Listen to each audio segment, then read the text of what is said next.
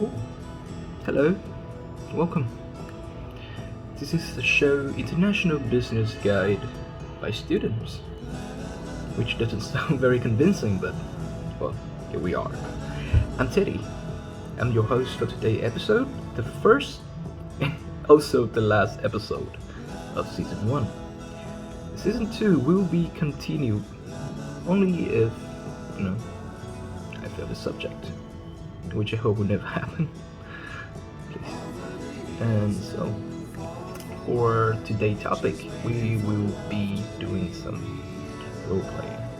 I know.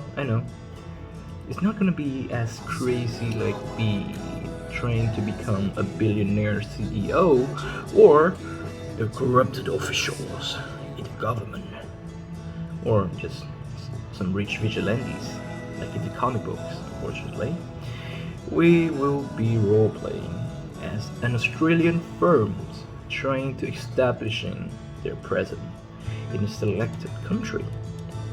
Well, as a Vietnamese boy born and raised by pho, we will be picking Vietnam as a country of interest. So let's get into it. Well, first, let's take a look at their culture. Vietnam has a lot of influence from the Chinese culture, such as the lunar calendar and other festivals. And similarly to other Asian countries, their workplace system and culture is also very different from the Western country.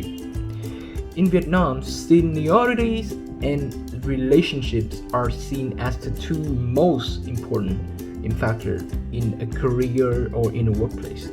The longer you stay in the company, let's rewind a bit just to simplify how it works. Alright, the longer you stay in the company, the higher you can get and the more respect you gain, as well as with the relationships. In Vietnam, relationships with higher ups, officials, or people that have a certain seat on the company can means that it could be a golden ticket, it could be like an opening for the job, it could be like a boost for the career, or many other opportunities that you can use in your career.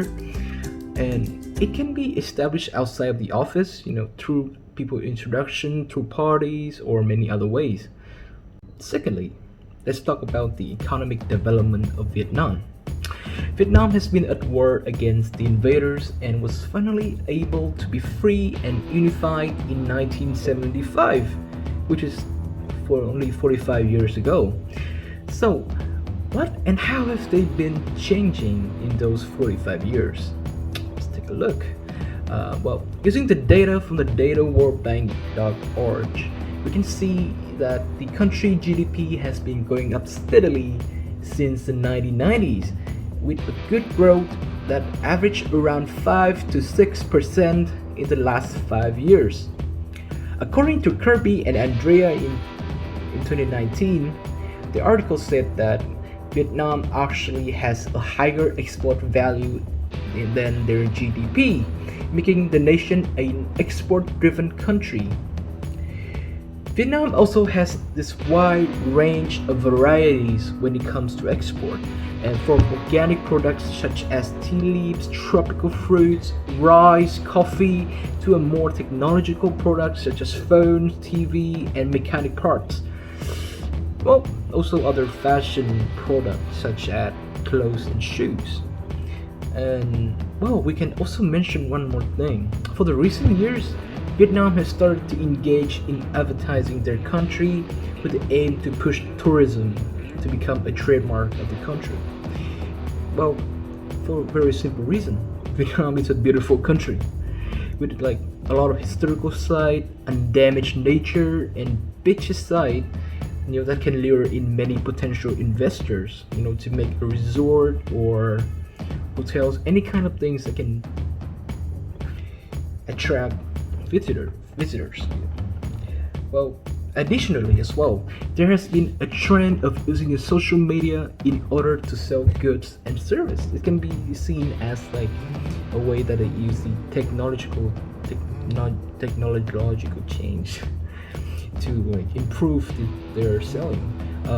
As read on the research by Ms. Lin in 2017, taking the popularities and easy access nature of social media, businesses and companies has been using Facebook as a marketing tool and also a place to collect feedbacks, comments, and opinions on goods and services that the companies provide and offers.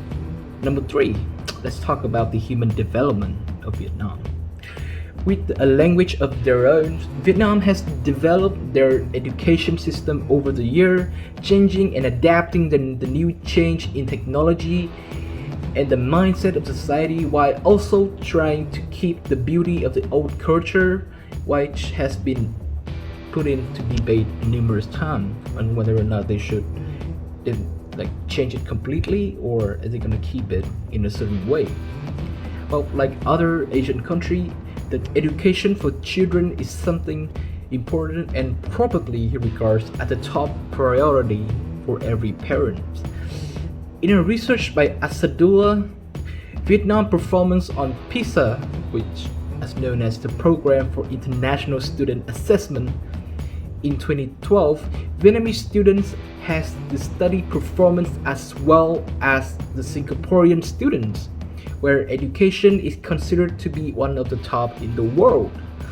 Alongside with education, there are also significant changes in the mind of the people and society in a general way. Before, there was this ideology of looking down on women and favoring the man, which is now completely gone, and that ideology is only the matter of the past and only bring up during discussions. And not to mention, with the exposure of internet and the globalization, Vietnamese people start to learn more about other countries and their culture, allowing them to broaden their mind and see the positive aspect of other cultures and try to learn some of the best from it. Yeah, and that is the 3 things you need to look out when you are seeking to make a present in a foreign country: the human development, the economic development, and culture. That is the 3 most important. There are others, but we will be looking into them another time.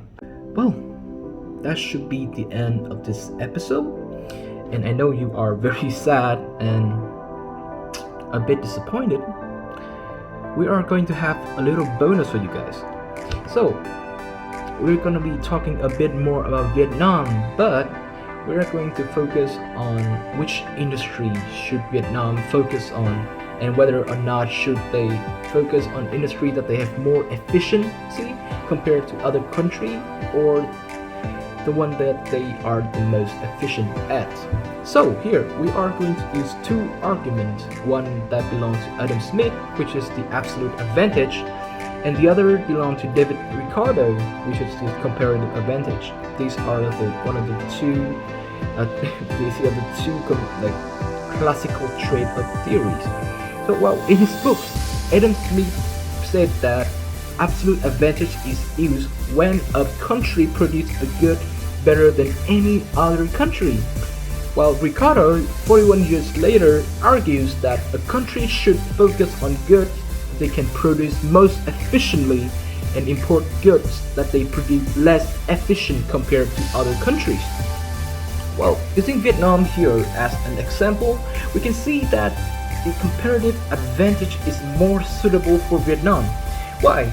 Well, comparing the 2 other exporting countries, Vietnam does not have much of an absolute advantage to focus on, from tourism to exporting rice, coffee, and fruit, but they can export them very efficiently, just not the most efficient. Plus, focusing on just one industry carries a very high risk for the country as well. Therefore, the comparative advantage is here more suitable for Vietnam. And that should be the conclusion for this episode. I really hope that you appreciate, or not, maybe not appreciate, you enjoy this video. It might not be good, but it's something. It's honest work. Yeah, well, thank you for watching this video, and have a good day.